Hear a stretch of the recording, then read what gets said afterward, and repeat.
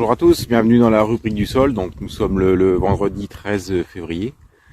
La tempête est passée. Bon, pour le coup, c'est que des précipitations, non, rien de dramatique, mais selon les secteurs, ça va de 45 à pratiquement 70-80 mm d'eau qui est tombée là sur les 3-4 derniers jours.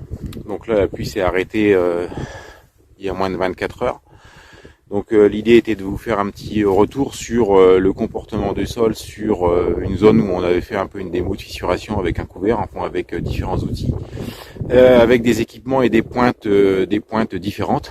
Et donc je voulais voir si certains outils, je dirais, avaient des influences positives ou négatives sur la portance des sols et sur l'infiltration de l'eau dans les sols. Donc dans toutes les modalités, il y avait 5 outils différents. Donc j'ai pas de ruissellement de surface qui ont été constatés. Par contre, une différence notamment sur la portance du sol et donc finalement sur malgré tout l'infiltration de l'eau ou la rapidité d'infiltration de l'eau dans le sol. Donc on va parcourir ça et vous verrez que par rapport à mes empreintes de pas dans le sol, donc là finalement la portance du sol, il y a des différences notables. Et bon voilà, dans les conditions de ce terrain-là, donc je rappelle c'est un limon argileux, on est grosso modo à 20-25% d'argile selon les secteurs, donc c'est plutôt limoneux, battant, et on peut avoir un peu d'hydromorphie en profondeur au-delà de 40 à 45 cm. Voilà. Donc la fissuration a été faite l'été, le couvert a été implanté de suite et il a été broyé pendant la période de gelée fin décembre, début janvier, je crois que c'était plutôt début janvier. Voilà. Donc aujourd'hui il reste 2 trèfles qui se développent encore un peu et puis le reste est en train de se dégrader tranquillement. Voilà. Eh ben écoutez, on va faire le parcours et puis en même temps je vous ferai des petits commentaires sur l'importance du sol, de ce que je peux ressentir et donc des conclusions à tirer, bien évidemment uniquement dans ce contexte-là de limon argileux. Voilà, allez on fait le tour. Donc la première bande ici, passage du fissurateur, peu importe la marque, équipée de la pointe phytosol. Donc là on voit que je marque un petit peu, mais pas de manière je veux dire extraordinaire, les pas marquent de temps en temps, mais voilà, vous voyez que c'est quand même assez raisonnable. Ici on est sur plutôt une zone de croisement où l'outil était passé plusieurs fois, donc c'est pas forcément les conclusions à prendre.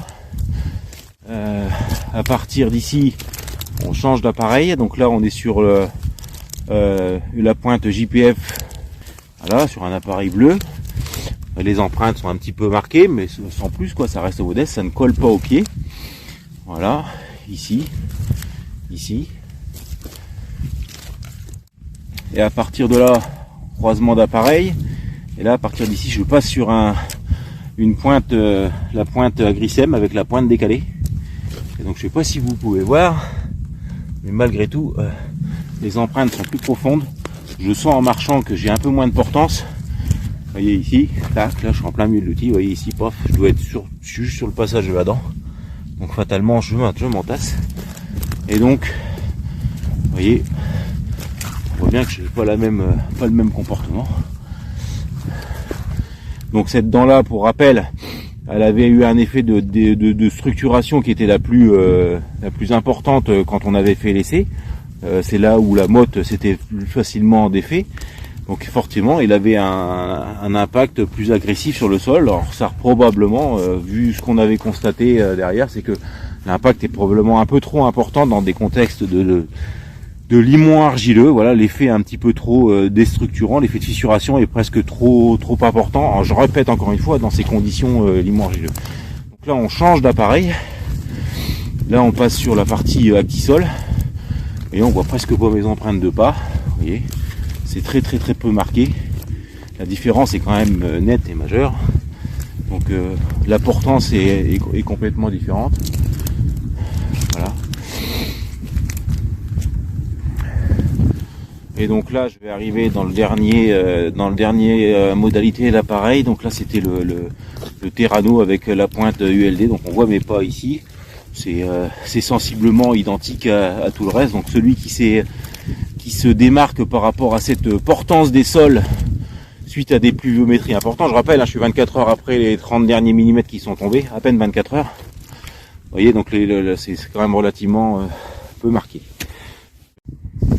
Donc voilà, comme vous avez pu voir, c'est en surface, on voit pas de différence majeure en termes de fermeture de surface, en termes de éventuellement un petit peu de battant, il n'y a pas de différence majeure. Par contre, sur la portance, il y a une différence et en fait ça s'explique tout simplement que l'outil était plus agressif, certainement trop agressif dans ce type de sol, dans l'élément argileux, et donc ce qu'on a vu constater après la fissuration, donc l'effet déstructurant ou restructurant ou fissuration était plus important avec cet appareil-là équipé de la pointe décalée. Donc il foisonnait forcément un peu plus. Donc pour ceux qui sont sensibles au fait qu'on brasse de la terre, forcément c'était celui qui a fait le meilleur résultat. Par contre, force est de constater qu'après un épisode pluvieux comme celui-ci, c'est celui qui offre le moins de portance. Donc ça veut dire que l'eau migre moins bien dans les sols, donc ça veut dire que l'effet foisonnement a quand même cassé les porosités naturelles, les galeries de vers de terre, etc. était un effet un petit peu plus agressif, et donc du coup l'eau forcément s'infiltre un peu moins rapidement.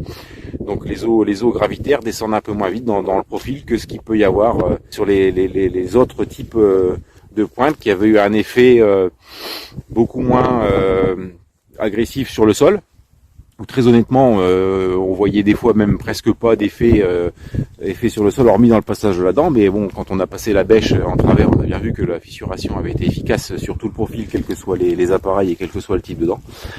Donc voilà. Donc l'effet foisonnement d'un appareil, vous voyez, la partie, ça peut être des mauvaises interprétations.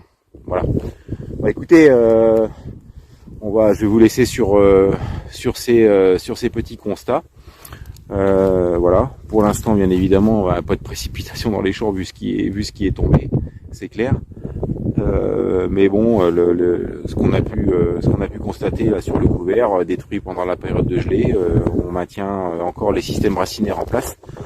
Dans des sols fragiles tels que ces limons argileux là, voilà, ça bouge peu ou pas. Par contre, quand on regarde la tête de certains cours d'eau, il y a quand même des questions à se poser vis-à-vis des pratiques agronomiques, où parfois des travaux du sol là pendant l'hiver profitaient de la gelée, mais dans des parcelles avec des gros taux d'argile, on va dire pourquoi pas. Par contre, dans des parcelles fragiles de limons argileux, ce travail-là est plutôt préjudiciable, tout comme le labour. Après, ça n'enlève rien à ce que les cultures derrière soient belles, c'est juste des constats, quoi. Donc par rapport à nos problématiques de précipitation, d'érosion des sols, etc. Voilà, il y a pas mal d'enseignements, toujours d'enseignements à tirer et à constater. Et je vous encourage bien évidemment à aller voir dans vos parcelles et puis faire vous-même ces constats-là. Voilà, écoutez, j'espère que cette vidéo vous a intéressé. Et puis, écoutez, à bientôt.